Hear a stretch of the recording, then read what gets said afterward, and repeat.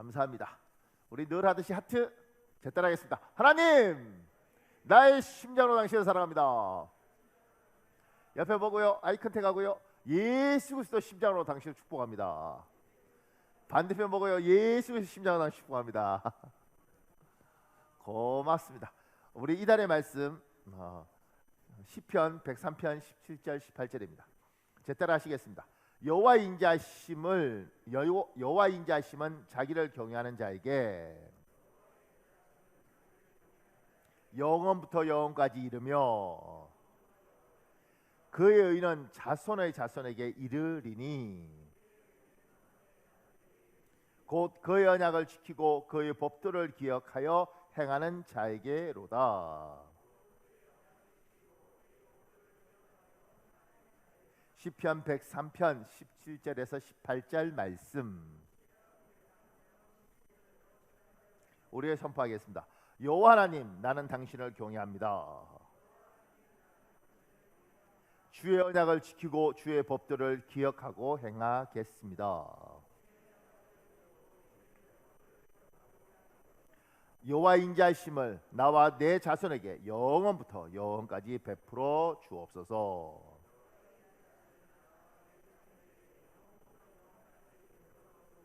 여호와 인자하심을 내 교회와 내 나라에 영원부터 영원까지 베풀어 주옵소서.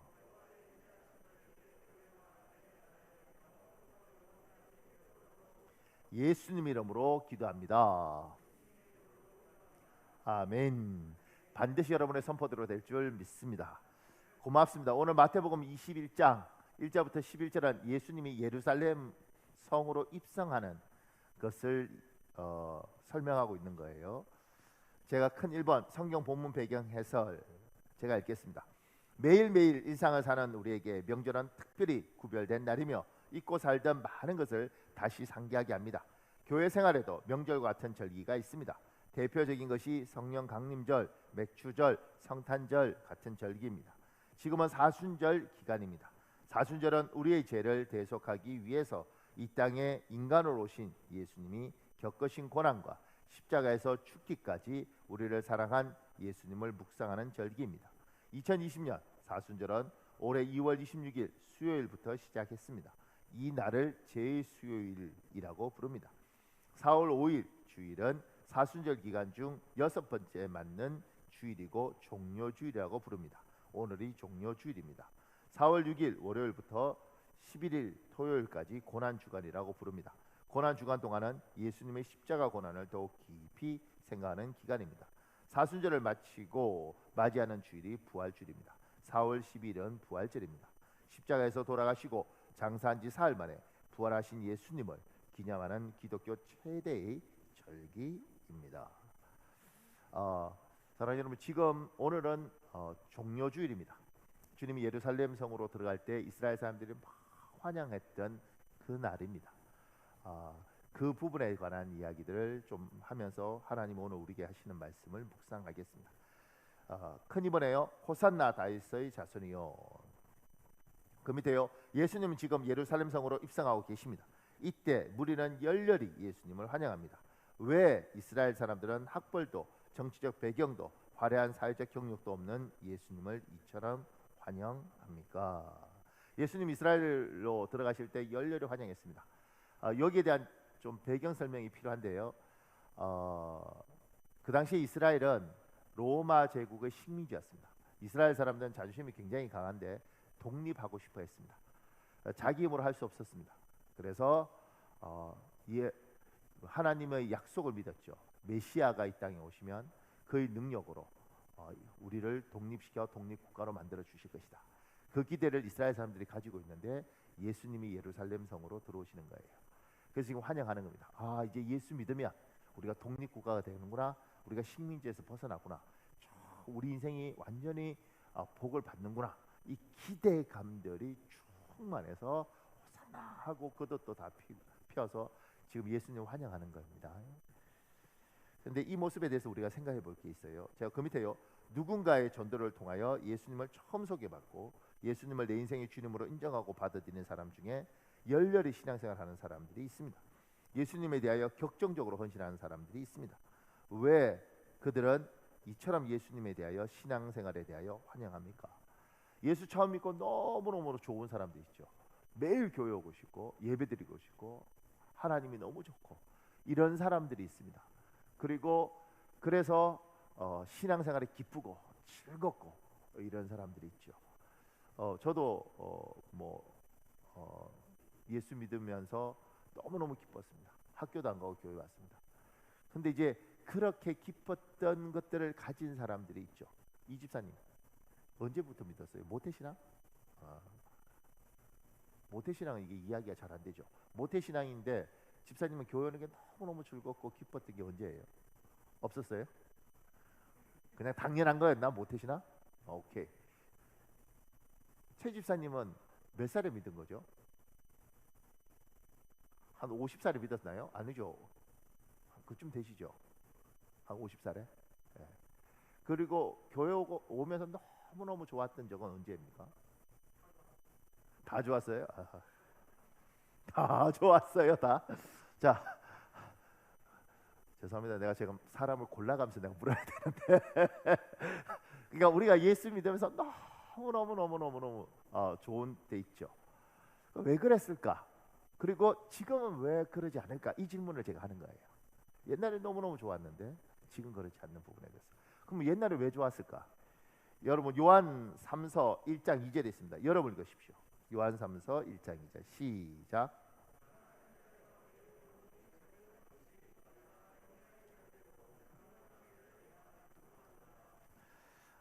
제가 현대인의 성경에 이렇게 됐습니다. 사랑하는 자여, 그대의 영혼이 건강한 것처럼 그대의 모든 일이 잘 되고 몸도 건강하기를 기도합니다. 지금 이게 세 가지가 지금 잘 되고 있다고 이야기를 하는 거죠. 하나는 뭐냐면 지금 영혼이 잘 되는 거예요. 이걸 어떤 사람은 영과 혼으로 나누기도 하고 어떤 데는 나누지 않고 영혼을 하나를 봅니다. 근데 이 영혼은 우리 몸이 죽으면 이 몸은 다 흙으로 들어가서 땅에서 썩지만 우리의 영혼은 천국에 간다고 우리는 믿잖아요. 그러니까 이 땅에서 망한 인생은 어떤 인생이냐면 이 땅에서 아무리 돈을 많이 가지고 잘 살아도 이 땅에서 죽어서 지옥 가는 인생은 망한 인생입니다. 우리나라 첫 번째 그룹, 두 번째 그룹 회장님들 그분들은 다 세우시고 결국은 예수 믿지 않았지 않습니까? 그러니까 그분들 인생은 우리나라의 첫 번째 그룹을 이루고 두 번째 그룹을 이뤘던 말든 지금도 그 회사가 굉장히 유명하던 말든 간에 그분의 인생들은 망한 인생입니다. 예수 안 믿으면 지옥 가는 것이고 지옥 가는 인생은 망한 인생입니다. 내 영혼이 잘 된 것 같이 우리들은 천국 가는 인생입니다. 하나님이 이 약속을 한 거죠. 네 영혼이 잘 돼. 너 죽으면 천국 간다. 이 땅에서 아무리 힘들고 어렵게 살아도 천국 간다. 천국 가는 인생은 복을 받은 인생이죠. 또 하나는 영혼은 생각이지 않습니까? 우리가 여러 가지 생각들을 하는데 굉장히 건강한 생각을 가진 사람도 있습니다. 참 밝습니다. 생각이 맑고 깨끗하고 같이 이야기하고 나면 굉장히 참 귀하다 이런 생각이 드는 사람도 있습니다. 근데 어떤 사람은 같이 대화하고 나면 너무너무 힘들고 이 사람 영혼은 병든 것 같다 이런 사람들이 있습니다. 그런데 지금 주께서 너희 영혼이 아주 복이 있을 거라고 이야기를 하는 거예요. 또 하나는 범사에 형통한 거지 않습니까? 우리의 삶이 하는 일마다 일이 풀려가고 하는 일마다 길이 열리면 얼마나 복이 있겠습니까? 지금 주님께서 이 약속을 하는 거죠. 네가 하는 일마다 잘 될 것이다. 심지어 너희 몸, 육체도 건강할 것이다. 주님은 우리 하나님의 백성에게 이렇게 이야기하는 거죠. 내 영혼이 잘된 같이 내가 범사에 잘 되고 내가 강건하게 내 몸이 건강하기를 내가 축복한다. 그리고 하나님이 이 약속을 하면서 사실은 하나님의 사람들을 부른 거잖아요. 너 예수 믿으면 너 영혼 천국 간다. 너의 정신세계가 우울증 이런 것에 힘들 때 그 모든 것에서 벗어날 수 있다. 너희가 네 가슴에서 정말 태양처럼 밝음이 있을 것이다. 그리고 너희 하는 일마다 순탄하고 복될 것이다. 너의 몸이 건강할 것이다. 이렇게 복받고 짜증내는 사람이 문제가 있죠. 우리는 그렇게 못 살았는데 그렇게 살지 못하는 인생이었는데 예수님이 우리를 초대했고 누군가 예수님을 소개했고 그분을 하나님으로 받아들이는 순간 우리에게 이 기쁨과 이 감격, 이 기대 때문에 우리의 신앙은 행복했습니다. 즐거웠습니다. 그리고 교회에 오는 것들이 좋았죠. 제가 그 밑에 이게 적었습니다. 여러분은 지금 하나님께서 여러분의 영혼과 범사와 몸을 모두 잘 되게 하실 것이라고 것이라는 믿음이 있습니까? 아직 그 기대가 충만히 있습니다. 이게 있는 사람은 신앙생활이 재밌습니다. 교회 오는 게 너무너무 행복합니다. 그런데 이게 없는 사람은 교회 오는 게 재미가 없습니다. 신앙생활이 시들시들합니다. 예배가 즐겁지 않고 내가 예배를 해야 되는가? 이게 있습니다. 여러분의 신앙은 어떻습니까? 처음 예수 믿을 때 너무너무 뜨거웠던 사람, 교회 오는 게 너무너무 좋았던 사람, 내가 예수 믿으면 주님께서 정말 내 영혼을 잘 되고 내 범사가 형통하고 내 몸을 하나님이 이 병든 몸을 축복하실 것이다. 이 기대, 이 소망, 이것에 대한 경험, 이런 것들이 흥분해서 지금도 여전히 예수 믿는 게 좋고, 예수를 믿는 지 20년이 됐든 30년이 됐든 여전히 행복한 사람이 있고, 교회에 왔는데 처음에는 좋다고 왔는데 어느 순간인가 이게 뭐야? 뭐 별거 없네. 그러면서 신앙에서 하나씩 둘씩 실망한 사람도 있습니다. 여러분은 어디에 속해 있느냐는 거예요. 지금 이스라엘 백성들은 처음 예수 믿었던 사람처럼 막 기쁜 가운데 하나님을 맞이하고 있습니다. 그런데 조금 있으면 돌변을 합니다. 왜냐하면 실망하거든요, 예수님께. 그 밑에요, 이스라엘 사람들을 외칩니다. 다윗의 자손이요, 이스라엘은 지금 로마 제국의 많은 식민지 중 하나입니다. 이스라엘은 독립국가가 되기를 오래전부터 염원했습니다. 그러나 이스라엘 힘으로는 강력한 로마 제국에서 도저히 벗어날 수 없었습니다. 그런데 이스라엘 사람들에게는 다윗의 자손, 즉 메시아가 오시면 하나님의 능력으로 로마 제국을 물리치고 우리를 독립된 국가로 만들어 줄 것이라는 굳건한 믿음이 있었습니다. 이스라엘 사람들은 식민지였습니다. 우리도 일본의 식민지로 살아봤지 않습니까? 그리고 그 식민지가 얼마나 서러운지 우리 민족은 경험했습니다. 그래서 지금도 일본 사람 이렇게 한 사람 없습니다. 다 일본 놈이라 그러지. 그러니까 그만큼 우리는 서러움을 당해봤습니다. 그리고 우리는 우리 힘으로 독립할 수 없었죠. 우리가 광복군이 있고 뭐 해방군이 있고 이러더라도 워낙 일본이 막강했기 때문에 우리 이길 수 없었습니다. 미국에서 히로시마하고 나가사키에 원자폭탄 투하하면서 그리고 소련이 전쟁을 시작하면서 일본이 두 손을 들었죠. 그리고 우리는 해방을 맞이했습니다. 그렇게 강력한 외부의 힘, 엄청난 힘이 와서 우리 힘으로 할 수 없는 걸 해주는 거, 그걸 우리는 미국이 해줬다고 믿으니까 이제 미국을 많이 좋아하고 항상 이렇게 미국적인 성향들을 지금까지 우리는 갖고 왔잖아요. 그런데 이스라엘 사람들도 자기 힘으로 할 수 없으니까 이런 강력한 뭐가 있기를 원하는데, 그게 뭐였냐면 메시아였던 거예요. 다윗의 자손, 하나님의 아들, 성자 예수께서 이 땅에 오시고 그분이 오시면 그분이 정말 능력으로 우리를 독립시킬 것이다. 이 기대, 내 영혼이 잘 되고 내 영혼이 잘 된 같이 내가 범사에 잘 되고 내가 강건할 거야, 이런 그런 엄청난 기대를 이들이 갖고 있었던 거죠. 그리고 예수님이 오실 때 환영하는 겁니다. 왜냐하면 저분이야, 안진뱅이를 일으켰어, 장님을 눈뜨게 했어, 5,000명을 먹이셨어, 저분이 우리를 독립시킬 거야. 이 기대, 이 소망이 있었던 거죠. 그래서 환영합니다. 근데 그 밑에요, 그런데 예수님은 십자가에 달려 돌아가셨습니다. 이스라엘 사람들은 예수님께 실망했습니다. 그러나 하나님은 결국에 마침내 자기 백성의 소원을 들어주십니다. 아랍권 3억 2,500만 명이 사는 지금 중동에서 이스라엘은 겨우 600만 명이지만 이 유대는 독립된 국가로 살고 있습니다. 여러분, 창세기 26장 12절에 13절에 있습니다. 여러분 읽으십시오. 시작.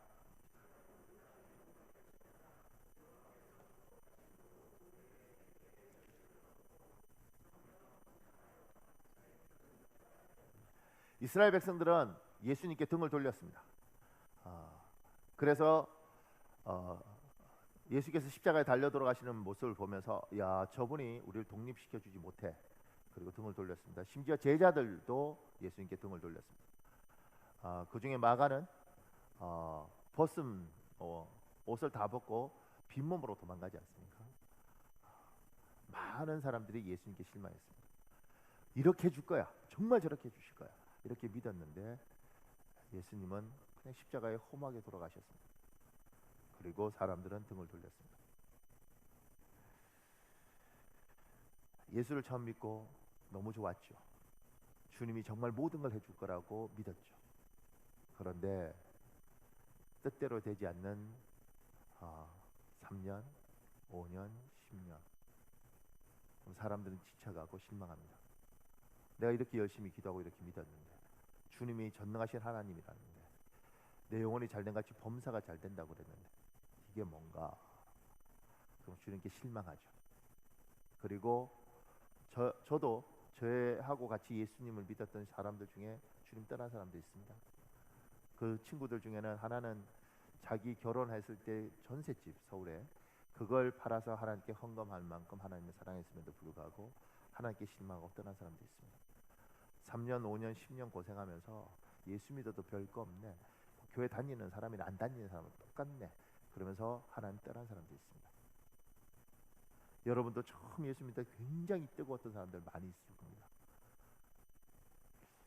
3년을 믿고 5년을 믿었는데 별거 없네, 그리고 주님을 떠날 생각을 가진 사람들, 심지어 그 이스라엘 백성처럼 막 환영하다가 주님을 등진 사람들처럼 혹여 그런 마음이 여러분께 있습니까?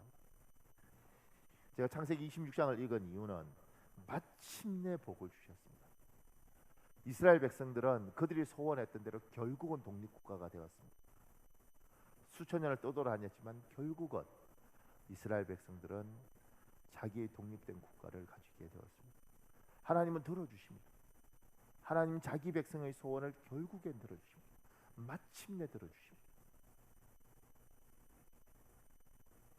그러니 그 밑에 제가 이렇게 적었죠. 많은 사람이 예수님을 믿겠다고 결단하고 신앙 고백을 합니다. 그리고 신앙생활을 하다가 하나님을 떠나버립니다. 교회 생활을 포기합니다. 그러면 믿음의 열매를 얻지 못합니다. 끝까지 잘 이기고 버티십시오. 마침내 복을 받을까지 믿음을 지키십시오. 우리 야고보서 5장 11절 있습니다. 여러분 읽으십시오. 시작.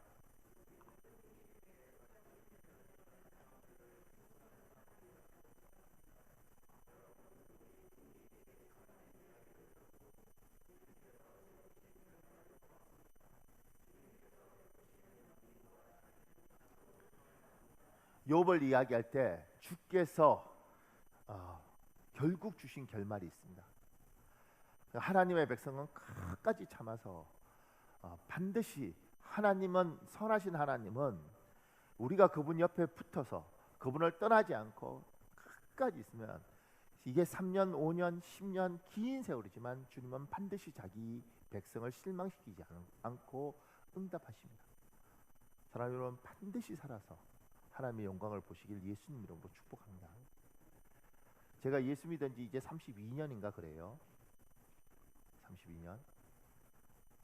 그리고 목사가 된 지 내년이면 목사 안수 받은 지 20년입니다. 중간에 얼마나 많은 생각들이 있었고 갈등이 있었겠습니까? 나는 왜 이렇게 고생만 하는가? 나는 이렇게 훈련만 받는가? 정말 하나님은 우리를 기억하시는가? 하나님 정말 축복하시는가? 제가 만났던 하나님, 제가 하나님, 지금 여기에서 저보다 훨씬 예수 오래 믿은 사람들도 있잖아요. 여러분은 중에 간증하셔야 됩니다. 내가 힘들게 예수를 믿었고 내 부모가 힘들게 예수를 믿었지만 결국에는 마침내는 하나님이 자기 약속을 지키더라. 우리가 호산나요 하고 하나님을 환영하고 다윗의 자손이요 그리고 기대를 했는데, 기대를 하고 예수를 믿었는데 열심히 섬겼는데 어느 순간인가 지쳐서 저 사람도 나가 떨어지고 저 사람도 하나님 버리고 저 사람은 교회를 떠났는데 나는 마지막까지 살아서 하나님 옆에 그분을 섬기고 변하지 않았더니 마침내 결국에는 주님이 이렇게 나를 기억하시더라. 하나님은 자기를 끝까지 신뢰하는 자기 사람을 반드시 기억하시고 축복하십니다. 제가 어저께 제 친구 목사하고 통화를 하는데 그 친구 목사가 그러는 걸 저보고, 목사님 반드시 하나님 축복할 테니까 건강하게 어떻게 해서 살아남아서 하나님 축복을 받으십시오 이러더라고.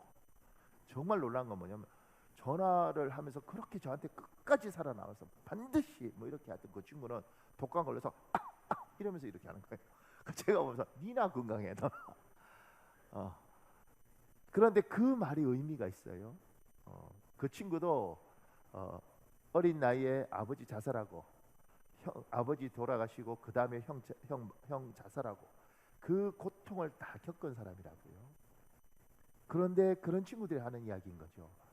결국 예수를 붙들고 마지막까지 붙들고 주님이 마침내 끝에는 결국에는 결말에는 그분이 응답하실 거니까 누구처럼 처음만 다윗의 왕이요 뭐 사선이요 메시아요 이렇게 환영하다가 별거 없네 3개월 믿다가 3년 믿다가 그렇게 하나님 등지고 떠나면서 예수 믿어도 별거 없어 이 사람들아 이렇게 나도 다 교회 다녀봤어 이렇게 하지 말고 마지막까지 붙들어서 저는 하나님이 저한테 예수 믿을 때 주셨던 약속 목사 안수를 받을 때 주셨던 약속 30년 전에 했던 약속 20년 전에 했던 약속 그분이 신실하게 지키는 거 제가 보고 있습니다. 그리고 지금도 이루어가는 걸 보고 있습니다. 정말요. 제가 대학에서 강의하고 싶다. 난 교수로 사는 건 아니지만 대학에서 강의하고 싶다. 하나님께 기도했어요. 처음부터 한 20년 계속 기도했습니다. 그런데 지금 하나님이 그걸 이루어가는 걸 제가 보고 있어요.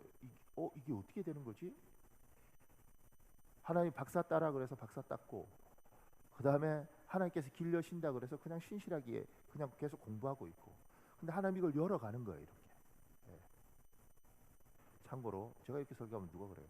아 목사님 우리 버리고 이제 대학교 교수로 가는 그럴 실력도 안 되고 이제 그렇지도 않아요. 저는 여기서 그냥 여러분하고 같이 죽겠다 하나님께 기도했는데 하나님이 대학에서 강의할 수 있는 길을 지금 열어가고 있습니다. 제가 보는 거예요. 이렇게 하시는구나. 20년을 준비시키시면서 이렇게 길을 여시는구나.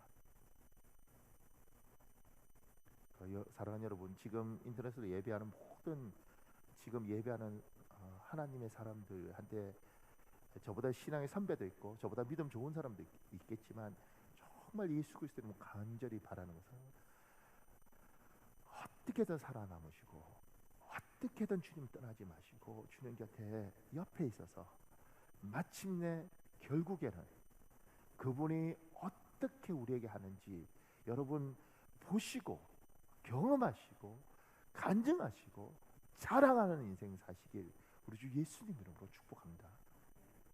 고맙습니다. 그 밑에요. 그들이 겉옷을 길에 펴고 나뭇가지를 베어 길에 펴고 이것은 왕이나 전쟁에 승리한 지휘관을 환영할 때 성 안에 사는 백성들이 축하하는 행위입니다. 이때 나뭇가지는 종려나무입니다. 종려나무는 승리를 상징하는 것입니다.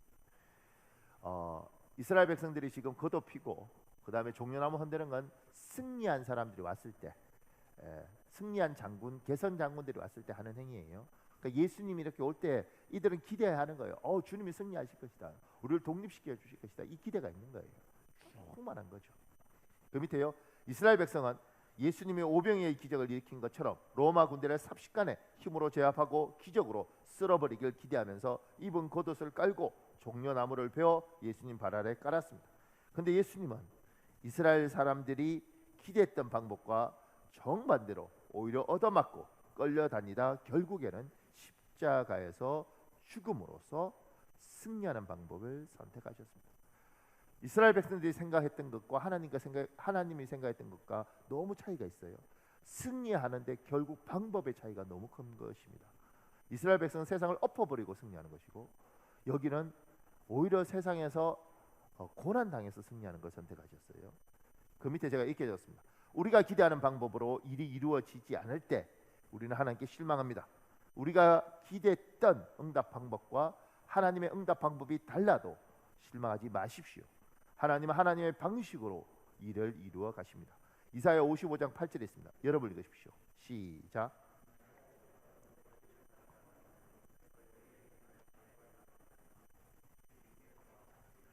하나님 이야기합니다. 나의 생각은 너의 생각과 다르고 너의 길은 나의 길과 다르다.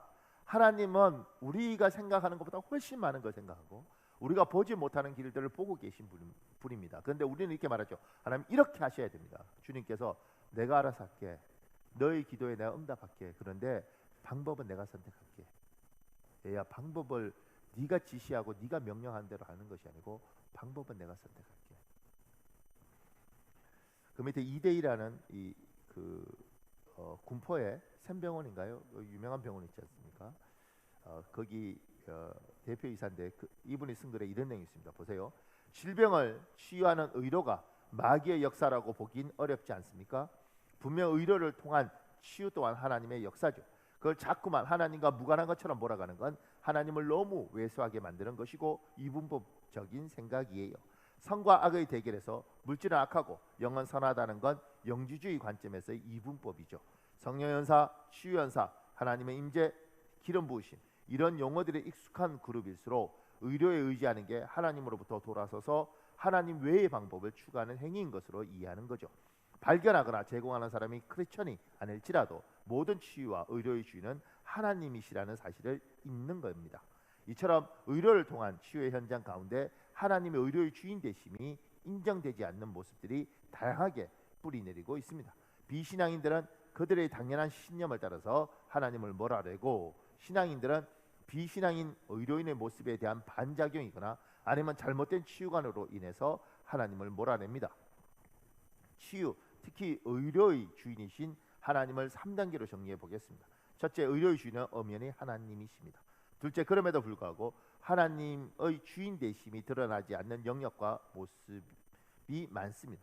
셋째, 그러기에 의료인들이 기도하는 가운데, 신앙인들이 기도하는 가운데 의료인으로서 그리고 환자로서 하나님이 의료의 주인 되심을 드러나도록 의료를 제공하고 의료를 이용하고 노력하며 함께 힘을 기울여야 한다는 것입니다. 초자연적인 것만이 하나님의 것이라고 생각하지 말고 모든 초자연적인 치료, 의료적인 치료, 자연환경 생활 습관 치료 등 모든 치유가 하나님의 것이란 사실을 잊어서는 안 됩니다. 또 크리스천 환우들 역시 의료를 피하지 말고 기도하는 중에 좋은 의사를 만나 의사와의 대화 중에 얻은 정보와 그 외의 다른 정보들을 기도 가운데 잘 분별하여 의료적인 도구를 통한 하나님의 치유, 그리고 그것을 넘어서는 자연환경 생활 습관 치료 등을 병행하고, 또 개인적으로 기도함과 동시에 교회 공동체를 통해 함께 기도하면서 하나님이 총체적으로 치유하시도록 의탁하여야 합니다. 여기 좀 특이한 용어가요. 자연 환경 생활 습관 치유. 이건 여기서 이제 음식이라는 것들을 다 조절하고 뭐 이렇게 운동을 관리하고 이런 것들을 이야기하더라고요. 이들이 만든 용어처럼 보여요. 그러니까 지금 이 분이 의사인데 서울대 의대 나왔어요. 근데 믿음이 좋은 모태신앙의 어떤 집안에서 자란 사람이에요. 근데 이 사람이 이제 이야기하는 게 이거예요. 자기는 의사로서 하나님이 부르셨고 자기 아버지도 그러고 사명으로 이 의료는 의학 지식은 하나님이 주신 지혜이고 이걸 통해서 하나님이 사람을 고친다, 이렇게 자기들은 생각하는 거예요. 그러면서 기도해서 안수해서 낫는 것도 인정을 해요, 이 사람은. 근데 이것도 하나님의 방법이고 이것도 하나님의 방법이라고 이렇게 이야기를 하는 거예요. 근데 이제 이 사람이 힘들어하는 건 뭐냐면 너무 믿음이 좋은 사람을 만나면 이렇게 하는 거죠. 기도해서 나야죠. 무슨 소리예요, 병원은.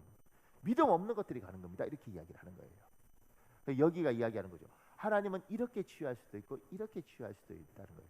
이렇게 치유할 수도 있다는 거예요. 그러면 하나님이 우리를 고쳐주겠다고 이야기하시면 하나님의 길은 이걸 할지 이걸 할지 이걸 할지는 하나님이 선택하는 거예요. 하나님, 나는 이렇게 해주세요. 그거에 굉장히 교만한 겁니다.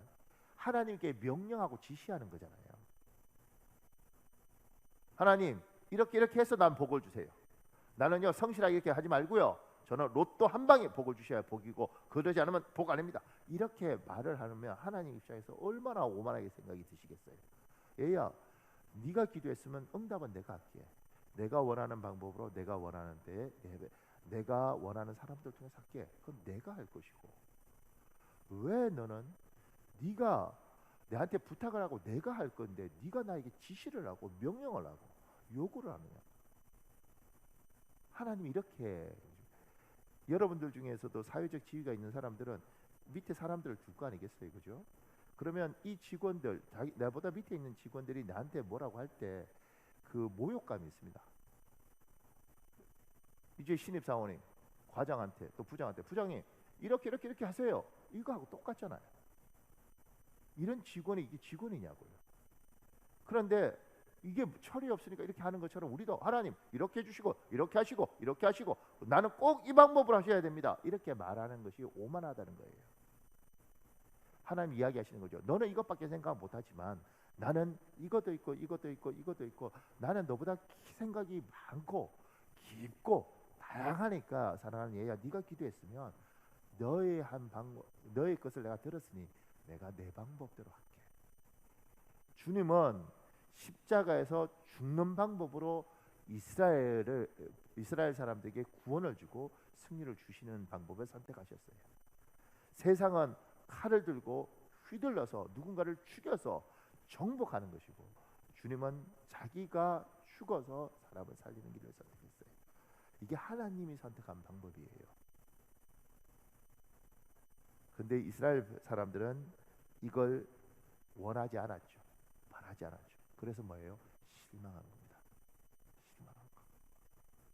그리고 하나님을 등진 거죠. 여러분과 제가 기도하는 것대로 하나님 응답 안 하실 수 있습니다. 다른 방법으로 응답하실 수 있습니다. 그런데 그럼에도 불구하고 하나님에 대한 실망하지 말고 더 좋은 것을 주실 하나님을 기대하고 잘 이기시길 예수님 이름으로 축복합니다. 또 하나는요, 그 밑에 이 사람들이 하나님 올 때 이렇게 하잖아요. 호산나, 히브리어로 호시아는 구원하소서 이 뜻이고요, 나는 지금이란 뜻입니다. 여기에서 왔습니다. 그러니까 이 호산나는 지금 당장 우리를 이 식민지에서 벗어나게 해달라는 간절함, 곧 이스라엘 독립국이 될 것이라는 기대감이 섞여 있는 말입니다. 그 밑에요, 기도 응답은 빠르면 빠를수록 기도하는 우리에게 좋아 보입니다. 그러나 하나님의 응답은 때로 더디고 느리게 진행되기도 합니다. 심지어 우리가 천국에 간 이후에 하나님이 응답하는 기도도 있습니다. 특히 사람에 대한 기도 응답은 오랜 시간이 걸립니다. 사람은 기계가 아닙니다. 인격이 파괴되지 않고 인격적 변화가 되려면 많은 세월이 소요됩니다. 이스라엘 백성들이 호산나 이렇게 하는 건 나가 지금이에요. 지금 구원하세요. 지금 당장 구원하세요. 이렇게 이야기를 하는 거예요. 하나님이 우리에게 응답을 주실 때 금방 주시는 응답이 있습니다. 그런데 여러분과 제가 했던 많은 기도들을, 특히 사람에 대한 기도는 긴 세월이 걸립니다. 왜냐하면 기계는 그냥 갈아엎으면 되잖아요. 분해해버리면 되잖아요. 그리고 땅인 불도저 포크레인을 갖고 밀어버리면 되잖아요. 근데 사람은 생각이 있고 의지가 있고 인격이 있기 때문에 이 사람은 하루아침에 변하지 않습니다. 누가 이런 말이죠. 목사님, 간증 들으면 그냥 한 방에 변해. 아니죠. 우리 겉보기에 한 번에 변한 거지요. 그런데 실제로 하나님은 그 안에서 긴 세월 잠 못 이루는 밤을 그가 고민하고 갈등하고 그러다가 하나님을 만나면서 한 번에 변한 것이지, 실제로는 긴 세월 동안 하나님 작업한 거예요. 우리 눈앞에 당장 변한 것처럼 보이죠. 여러분과 제가 하나님 앞에 기도를 했습니다. 근데 그 기도가 이루어질 때, 특히 사람은 확 변하면, 사람은 기계가 아니고 사람은 토지가 아니기 때문에 이렇게 하면 사람이 인격이 망가진다니까요. 인격이 파괴되는 것입니다. 그래서 하나님께 여러분이 기도했으면 그걸 응답하기 위해서 하나님은 긴 세월 일을 하십니다. 이 집사님, 이제 남편 집사님, 하나님 이 사람이 믿음이 좋은 사람이 되었으면 좋겠습니다. 꼭 한 10년 기도했나요? 더 했어? 안 했어 기도? 우리 남편 그냥 저렇게 살다 죽었으면 좋겠습니다 이렇게 한 거야? 아니잖아. 기도를 집사님이 이를테면 이 집사님에 대해서 기도를 했어요. 그럼 이렇게 생각하는 거지. 하나님, 호시아나, 당장 우리 남편이 믿음 좋은 장로님 같은 그런 사람이 되었으면 좋겠습니다. 매일 교회 왔으면 좋겠습니다. 기도했다고 칩시다. 갑자기 집사님 눈 뜨자마자 여보 당신 기도대로 내가 정말 미치도록 믿어야겠다. 이렇게 되지 않는다는 거예요. 그런 식이면 인격이 없는 사람이고 정상적인 사람도 아니에요. 기도했으면 하나님이 일을 하기 시작하는 겁니다.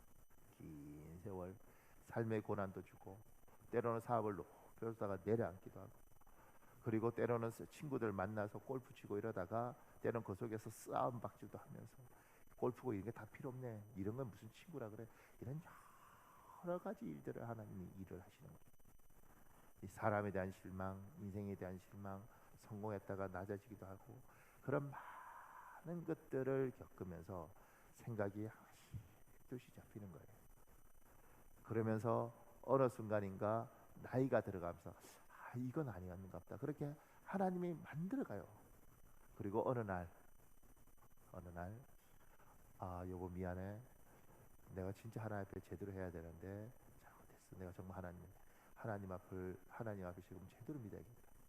그게 어쩌면 결혼하고 10년 동안 하나님 작업하고 다시 10년을 작업해서 결혼해서 때로는 20년, 때로는 사랑하는 딸 시집갈 때 그때 변할 수도 있다는 거지.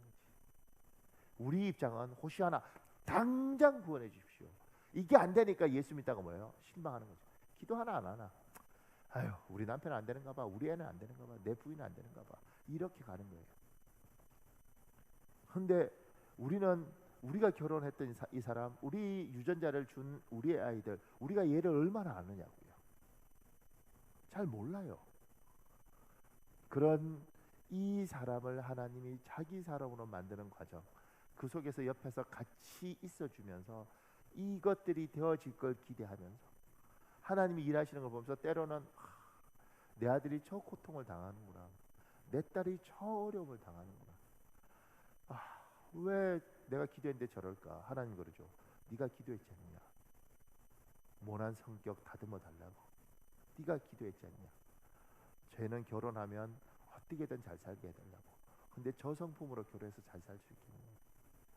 여러분과 제가 사랑하는 사람들 두고 했던 기도는요, 긴 세월 하나님 작업을 합니다. 시간이 많이 걸려요. 근데 믿으십시오, 때로는 그게 많이 걸려서 아유 하나님 안 하시는갑다 포기하고, 조금 전에 말했던 것처럼 범사에 감사하고 강건하고 이 기쁨을 막 잃어버리면서 아유 그냥 전 대충 믿을래요. 그러지 말고 마침내 결국에 하시는 하나님을 바라보면서 이걸 잘 버티는 거죠.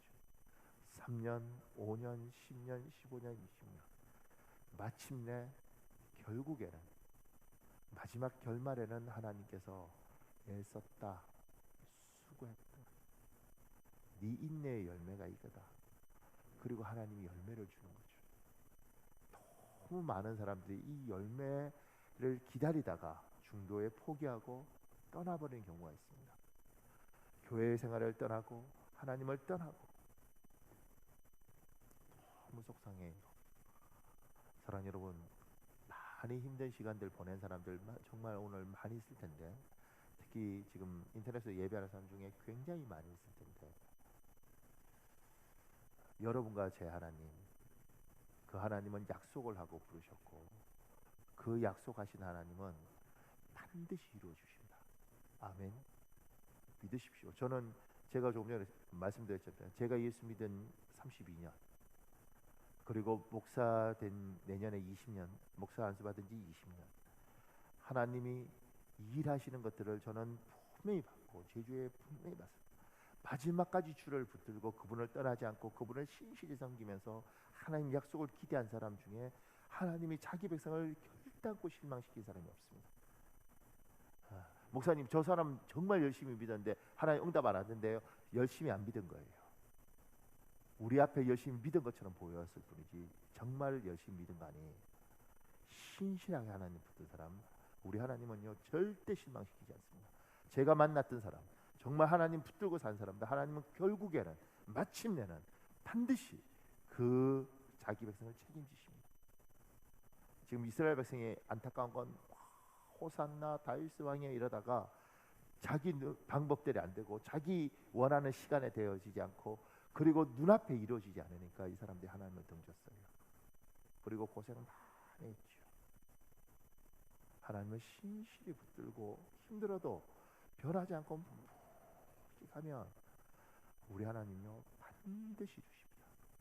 이 하나님 붙들고 마침내 결국에는 여러분의 인생의 결말에는 하나님 주신 좋은 열매 다 받아 누리는 인생이 되시길 우리 주 예수 그리스도 이름으로 축복합니다. 아멘. 큰 산번에요. 나귀 새끼를 끌고 와서 예수께서 그 위에 타시니. 그 밑에요. 왕이 성에 들어갈 때 말을 타고 입성합니다. 강력한 권력을 상징하는 것입니다. 백성들 앞에 자신의 위용을 자랑하는 것입니다. 평안할 때는 백마를, 정복할 때는 흑마를 타고 입성합니다. 그런데 왕이신 예수님은 나귀, 그것도 새끼 나귀를 타고 오셨습니다. 왜 예수님은 말이 아니라 새끼 나귀를 타고 입성하실까요? 그 밑에요. 예수님은 말이 없어서 새끼 나귀를 타고 오신 것이 아닙니다. 말을 탈 줄 몰라서 새끼 나귀를 타고 오신 것도 아닙니다. 성경은 예수님의 이런 행동을 겸손한 태도라고 말씀합니다. 우리 마태복음 21장 5절에 있습니다. 여러분 읽으십시오. 시작.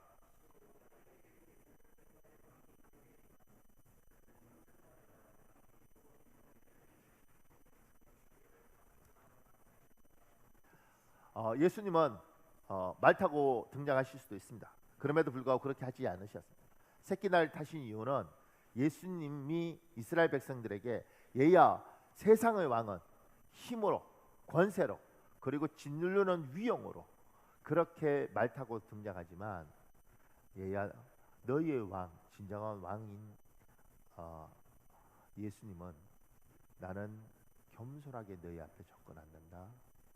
나는 이 땅에 겸손한 자세로 왔답니다. 제가 그 밑에요. 예수님은 주님을 따르는 사람들에게 겸손을 요구합니다. 겸손은 하나님 백성의 특징입니다. 반대말인 교만은 사탄의 특징입니다. 하나님 백성의 특징은 겸손입니다. 그 밑에요. 겸손해야 하나님이 우리 인생에 주신 복을 누릴 수 있습니다. 교만하면 반드시 하나님 주신 축복을 잃어버립니다.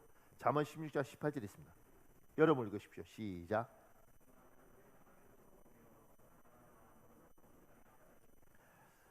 이걸 현대인의 성경에는 아주 쉽게 번역했습니다. 교만하면 패망하고 거만하면 넘어진다. 사람들은요 하나님께서 복을 주셨을 때 그 복을 유지하는 방법을 잘 모릅니다. 복은 어떻게 유지하냐면 겸손하면 유지가 됩니다. 그런데 사람은 그 겸손의 자세에서 많이 벗어날 때가 많아요. 저는 그런 거 많이 봤습니다. 주님 다 필요 없고요. 저는 한 달에 200만 원만 월급을 주면 하나님 저는 아무 욕심이 없습니다. 하나님 저 한 달에 그냥 200만 원만 월급 주시면 전 투덜거리지 않고 아무리 힘들어도 전 다니겠습니다. 하나님 저는 다 필요 없고요. 24평 낡은 아파트라도 그거 하나 주시면 하나님 저는 인생에 아무 불만이 없습니다. 하나님 저는 아들만 주시면 딸 말고요. 아들만 주시면 걔가 공부를 잘하든 못하든 저 정말 사랑하고 키우겠습니다. 이런 식으로 기도하는 사람들 있죠. 그리고 200만 원 직장에 들어갔을 때 처음에는 엄청 기쁘죠. 그리고 어느 날 이야기합니다. 아유 이걸 돈이라고 내가 이 회사 다녀야 돼? 이렇게 이야기합니다. 처음 낡은 아파트 들어갔을 때 이야기하죠. 너무너무 감사합니다 주님. 그런데 어느 날 이야기합니다. 아파트가 낡아서 내가 미쳤지 이런 집에. 제가 그런 이야기를 들을 때 생각합니다. 저 복은 잃어버릴 수 있겠다. 저 복은 잃어버릴 수 있겠다. 하나님이 우리에게 복을 주시고 그 복을 지키는 방법은 겸손한 자세로 내가 받은 복에 대해서 생각을 하는 겁니다. 교만하면 반드시 잃어버립니다. 얼마나 많은 하나님의 사람들이 그렇게 교만하게 살면서 하나님 주신 분복을 잃어버리지 모릅니다. 부부 사이도 똑같다고 제가 늘 이야기하잖아요. 부부 사이도 하나님 좋은 아내 주셨고 좋은 남편 주셨습니다. 그러니까 결혼했지 않겠습니까? 억울하게 떠밀려서 결혼한 사람 몇 명이나 되겠습니까? 그 결혼해서 살면서 참 괜찮은 사람인데 이렇게 말하는 거죠. 내가 미쳤지. 내가 어쩌다 당신 같은 사람하고 결혼했어. 그런데 그렇게 되면 부부 사이가 벌어지고 어느 날은 깨지는 겁니다. 여보 고마워. 가만히 보면 나하고 같이 살기 쉽지 않은데 살아줘서 참 고맙네. 아니에요. 제가 많이 고맙죠. 제가 뭐가 많이 났는데 저는 그 부분은 잘 살 거라고 생각합니다. 그리고 하나님 주신 복을 누리는 거죠. 근데 잘못된 영향을 너무너무 많이 받아서 어, 서로 간에 가슴 아프게 만들고 그러면서 하나님의 분복이 잃어버리게 되는 겁니다. 제가 그 밑에 김준수라는 사업가인데요. 쓴 걸 보세요. 일반적인 시각에서 보면 성공과 교만은 매우 밀접한 관계가 있다. 교만의 가장 큰 이유는 나의 성공이 내 노력의 결과라고 생각하는 데 있다. 우리 회사가 성장 가도를 달리고 있을 때 나를 가장 잘 파악하고 있던 아내가 나에게 교만해졌다고 말한 적이 있다. 예를 들면 예전에는 매주 토요일에 잔디 깎는 일을 당연히 나의 몫으로 받아들였다. 그러나 회사가 급성장한 후부터는 내가 시간당 받는 보수가 얼마인데 그런 사소한 일까지 해야 한다는 말인가? 이제 그런 일은 남을 시키는 것이 당연한 일이지 라는 생각이 고개를 들기 시작했다. 교만한 생각이 싹트기 시작한 것이다. 더 중요한 일로 인해 잔디를 돌볼 시간적 여유가 없어서 그 일을 못하는 경우와는 분명 다르다. 나는 회사가 시련의 어두운 터널을 통과하고 있을 무렵 그때까지 누렸던 회사의 번영이 내 힘이 아니라 하나님의 축복으로 인한 것임을 고백하고 눈물의 회개를 하기에 이르렀다. 신명기 8장 17절 18절에서는 여러분이 속으로 내가 부자가 된 것은 내 힘과 능력 때문이라고 생각할지도 모르겠소. 그러나 여러분의 하나님 여호와를 기억하시오. 여호와께서 여러분에게 부자가 될 수 있는 힘을 주셨소. 여호와께서는 여러분의 조상에게 하신 약속을 이루어 주시려고 지금처럼 여러분을 부자로 만들어 주신 것이요 라고 나에게 말씀하셨다. 우리는 많은 사람들이 한때 축복을 받았다가 몰락하는 경우를 본다. 심지어 그 몰락이 축복을 받기 전보다 더 심한 경우를 본다. 모든 사람은 축복된 삶을 계속 유지하고 싶어 하지만 그리 잘 되는 것은 잘 되지는 않는다. 성경은 우리에게 축복을 계속하여 받을 수 있는 비법을 말해주고 있다. 그 비법은 신명기 17장에 나온다. 왕과 그 자손이 대대로 장구할 수 있는 비결은 평생의 율법서 성경을 읽는 것이다. 성경을 읽다 보면 하나님 경외하기를 배우게 되고 실천하게 되며 그렇게 하면 우리가 교만해서 우리의 이웃을 업신여기는 일이 없게 되며 우리가 가는 길에서 좌로나 우로나 치우치지 않게 된다고 했다. 성공을 하면 교만해지기 쉽다. 그러므로 그 성공이 나의 능력이 된 것이 아니라 하나님의 축복으로 된 것임을 알기 위해서는 끝없이 성경 말씀과 가까이 하는 방법밖에 없다. 지금 여기에서 하는 말이 이거예요. 왜 예배하는가? 왜 말씀을 읽는가? 왜 기도를 하는가? 하나님 앞에 쓰는 겁니다. 하나님 앞에 서서 나를 돌아보는 겁니다. 그러면 사람은 하나님 앞에 서서 있으면 당연히 자기를 돌아보게 되고 그럼 겸손해질 수밖에 없습니다. 그 겸손이 있을 때에 하나님이 나에게 주신 분복이 유지되는 겁니다. 그 겸손이 있을 때에 하나님이 나에게 주신 게 얼마나 고마운 건지 알게 되는 것입니다. 지금 우리 청년들 또 청소년 중에 혹시 인터넷으로 이 예배 드리고 있는 사람들이 있으면 생각하셔야 됩니다. 저는 개인적으로 제 아버지한테 천국에 가면 굉장히 미안하다고 이야기를 해야 되는데 저는 아버지에 대해서 별로 고마움을 못 느꼈습니다.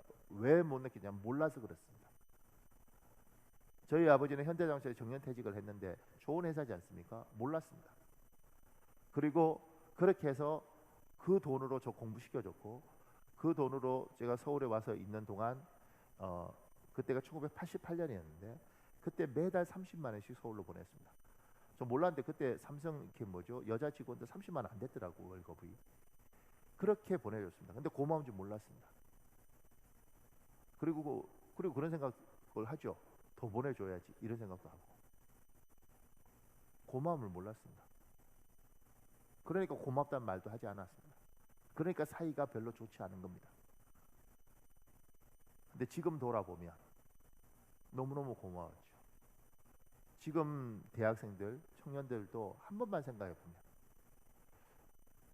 바깥에 가서 네가 아르바이트 하면 얼마를 버는가? 그리고 너가 돈을 벌어 봤을 때 지금 너의 나이에 자식이 있다면 그렇게 한 달에 30만 원씩 50만 원씩 학원비를 주면 너는 살 수 있는가?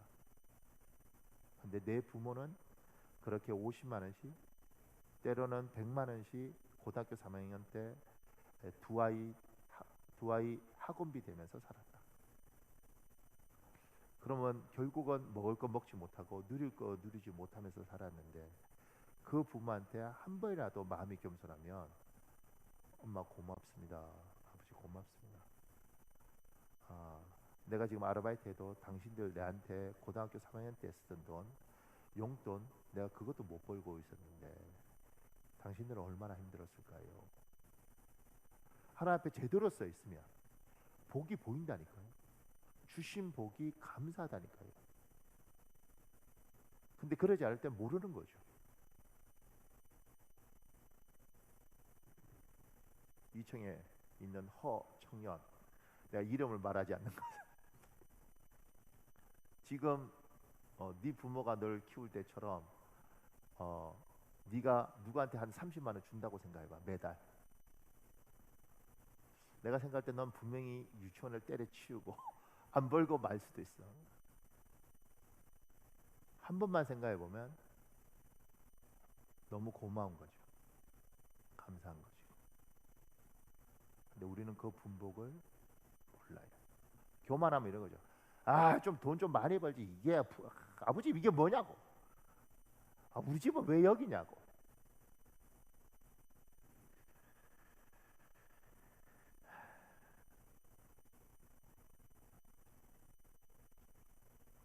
그 밑에요. 하나님은 우리를 축복하기 이전에 이미 겸손의 훈련을 시키셨습니다. 그 훈련을 잊어버리지 말아야 합니다. 그것이 주님이 주신 축복을 지키는 비결입니다. 신명기 8장 2절 3절 있습니다. 여러분 읽으십시오. 시작.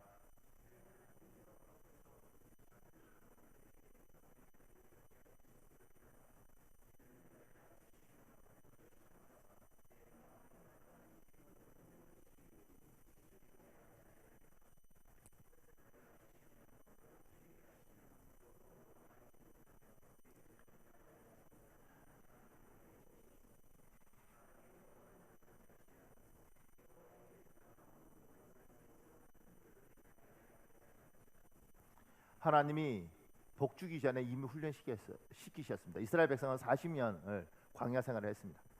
얼마나 힘든 시간이었겠어요. 만나를 먹었다고 이야기하고 불기둥과 구름 기둥이 있다고 이야기지만 사막은 힘든 동네입니다. 광야는 힘듭니다. 그런데 그 힘든 시간을 40년을 보냈습니다. 마음을 많이 낮춰줬죠. 그리고 복을 주셨습니다. 그러니까 알죠, 이게 복이라는 걸. 하나님이 복 주기 전에 훈련시키셨습니다. 그거 잊으시면 안 됩니다. 옛날에 하나님이 가르치신 거 잊으시면 안 됩니다. 우리는 잊어버립니다. 지금 대한민국은 배우고 있죠. 뭘 배우고 있습니까? 예배가 얼마나 소중한 걸 대한민국 전체는 지금 배우고 있습니다. 이 일이 있기 전에 우리는 그랬죠. 아우, 예배가 길어. 아우, 예배 시간이 좀, 아우, 왜 우리는 매주 예배가 있는 거야. 어우, 힘들어. 그리고 뭐 11시 예배면 11시 20분에 설교 전에만 가면 되지. 뭐 그러고 왔어요. 근데 지금 이제 한 달, 뭐 우리가 5월 첫째 주에 예배한다면 두 달을 교회를 못 오는 거죠. 다 겁을 냅니다. 우리는 배우고 있습니다. 예배가 얼마나 소중한 건지. 하나님 우리의 마음을 낮추실 때 우리는 합니다. 그리고 어쩜 5월 첫째 주에 모여서는 다 울면서 예배할지도 모릅니다. 너무너무 행복했어. 그리고 몇 달 있다가 잊어먹겠죠. 예배가 왜 이래? 아유, 또 교회 가야 돼? 하나님이 훈련시키셨습니다. 여러분에게 복 주시기 전에 잊지 마십시오. 그 훈련을 늘 마음에 새기고 뼈에 새기고 근육에 새기고 세포에 새겨서 하나님이 우리에게 주신 분복을 잃어버리지 마십시오. 주 예수께서는 겸손하게 우리에게 접근하셨습니다. 그리고 이야기하시는 거죠. 내 백성아, 내가 너에게 낮아지는 걸 훈련시켰고 내가 너에게 준 복은 겸손할 때에 이루어지는 거야. 겸손해라. 겸손해라. 그리고 제가 이제 설교 시간이 짧으니까 더 이상 말씀 못 드리겠는데, 제가 이 설교 준비할 때 기도했던 것 중에 하나님이 꼭 이야기를 하길 원한다고 저는 믿습니다. 부모들한테 이렇게 이야기하는 거예요. 너의 자식이지만 자식한테 접근할 때 겸손하게 접근해라. 너의 뱃속으로 낳은 아이고 네가 밥 먹어 네가 돈 벌어서 키운 아이지만 그 아이 앞에 있을 때는 항상 겸손하게 서라. 아들 뭐야 이렇게 하지 말고 그 아이 앞에 겸손해야 내가 너에게 축복으로 준 아이를 잃어버리지 않는다. 막대하고 무시하고 말 것마다 빈정대면 그 아이 잊어버린다. 그러니까 얘야, 너희 자식이지만 그 아이 앞에 쓸 때는 예수님께서 너희 앞에 새끼나기 타고 겸손하게 쓰신 것처럼 겸손하게 서라. 그래야 내가 너에게 준 분복 자식을 잃어버리지 않는다. 하나님 꼭 이야기를 하기를 원하신다고 저는 믿습니다. 사랑하는 여러분, 우리 잠시 기도하는 시간 가질 텐데요. 우리 시간에 주여 한번 간절히 부르짖고요. 하나님, 오늘 종료줄입니다. 주님, 반드시 주님께서 하나님의 방법으로 우리에게 응답하실 텐데, 하나님 떠나지 않고 하나님 버리지 않고 하나님 곁에 서서 하나님이 약속하신 것들 마침내 결국에는 열매 맺도록 아버지 하나님, 내가 그걸 받아들이겠습니다. 도와주십시오. 두 번째, 하나님 백성으로 내가 겸손하겠습니다. 주님 주신 분복 잃어버리지 않겠습니다. 아버지 하나님, 심지어 내 자식에게 접근할 때도 겸손하게 접근하겠습니다. 하나님, 주님이 주신 그 복 받아 누릴 수 있도록 도와주시옵소서. 이 시간에 주여 한번 간절히 부르짖고 우리 통성을 기도하겠습니다. 주여, 아버지 도와주십시오. 아버지 도와주십시오.